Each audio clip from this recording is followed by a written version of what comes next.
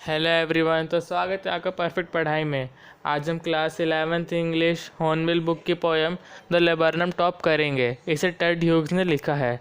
इस पोएम में मेन दो चीज़ें हैं, पहला द लेबरनम ट्री और दूसरा द गोल्डफिंच बर्ड। जो लेबरनम ट्री होता है वो एक शॉर्ट ट्री होता है जिसके येलो फ्लावर्स और पॉइजनस सीड्स होते हैं। इसके दूसरी ओर गोल्डफिंच बर्ड भी एक स्मॉल बर्ड होती है जिसके विंग्स पर येलो फैदर्स होते हैं। तो चलो करते हैं आज की पोएम शुरू।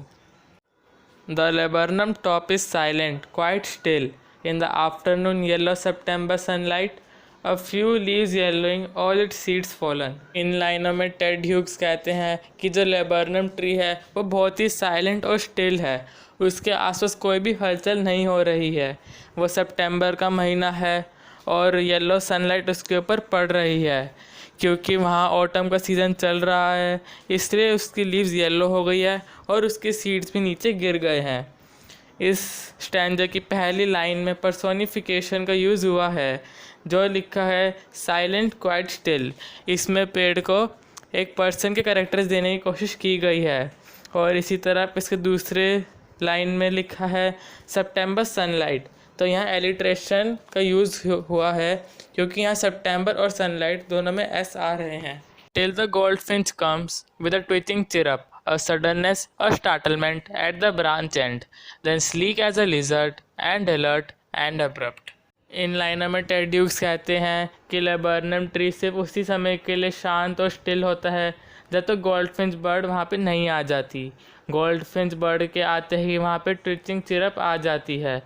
वो बहुत ही सडनली आती है और उसकी वजह से ब्रांच एंड में एक स्टार्टलमेंट यानी अम्यूज़मेंट छा जाती है। जो गोल्डफिंच बर्ड है वो लिजर्ट की तरह स्लीक है। स्लीक मतलब स्मूथ। उसकी तरह अलर्ट है और एब्रप्ट, वो बहुत ही सडनली आती है। इधर स्लीक एज अ लिजर्ट में सिमिली पोएटिक डिवाइस का यूज़ हुआ है क्योंकि गोल्डफिंच बर्ड को एक लिजर्ट से कंपेयर किया जा रहा है। She enters the thickness and the machine starts up of chitterings and a tremor of wings and trillings.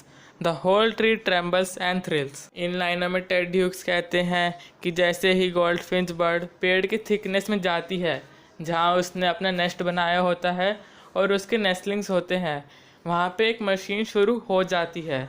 और मशीन किस चीज़ की? जो गोल्डफिंच बर्ड के नेस्टलिंग्स होते हैं वो बहुत तेज़ से चिटरिंग करना शुरू कर देते हैं जैसे कोई मशीन चल रही हो। वो अपने पंख भी फड़फड़ाने लगते हैं। जो पूरा पेड़ होता है वो उन नेस्टलिंग्स की एक्साइटमेंट की वजह से हिल उठता है और वहाँ का माहौल बहुत ही अच्छा हो जाता है।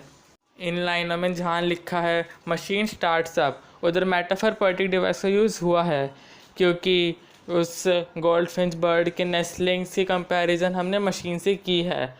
और जहाँ पे लिखा है द होल ट्री ट्रेम्बल्स, वहाँ एलिट्रेशन और पर्सोनिफिकेशन का यूज़ किया गया है। It is the engine of her family, she stalks it full then flirts out to the branch and showing her bird face identity mask. इधर Ted Hughes कहते हैं कि गोल्डफिंच बर्ड अपनी फैमिली का इंजन है। जैसे किसी मशीन को चलाने के लिए इंजन ज़रूरी होता है, वैसे ही गोल्डफिंच बर्ड की फैमिली के लिए गोल्डफिंच बहुत ही ज़रूरी है।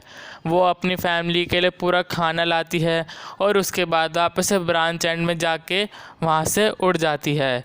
वो ब्रांच एंड में जाते जाते अपने नेस्टलिंग्स को अपना बार्ड फेस दिखाती है। बार्ड फेस यानी एक ऐसा फेस जिसके ऊपर ब्लैक बार्स बने होते हैं, वो उसकी आइडेंटिटी की निशानी है। Then with airy delicate whistle chirrup whisperings she launches away towards the infinite and the laburnum subsides to empty। इसमें टेड ह्यूग्स कहते हैं कि जब गोल्डफिंच बर्ड ब्रांच एंड की तरफ मूव करती है तब वो नेस्टलिंग्स को विस्पर करके कुछ कहती है और उसके बाद वो वहाँ से उड़ जाती है आसमान में टुवर्ड्स द इनफाइनाइट, जो कभी ख़त्म नहीं होगा। और फिर से लेबरनम ट्री शांत और स्टिल हो जाता है, उसके आसपास फिर से कोई भी मूवमेंट नहीं होती है। तो इसी के साथ हमारी पोएम ख़त्म होती है। तो अगर आपको मेरी वीडियो पसंद आई तो प्लीज़ इसे लाइक करें और चैनल सब्सक्राइब करें क्योंकि मैं ऐसी एजुकेशनल वीडियोज़ लाता रहूँगा और एग्ज़ाम में आपके अच्छे मार्क्स लाने में मदद करूँगा। Thank you.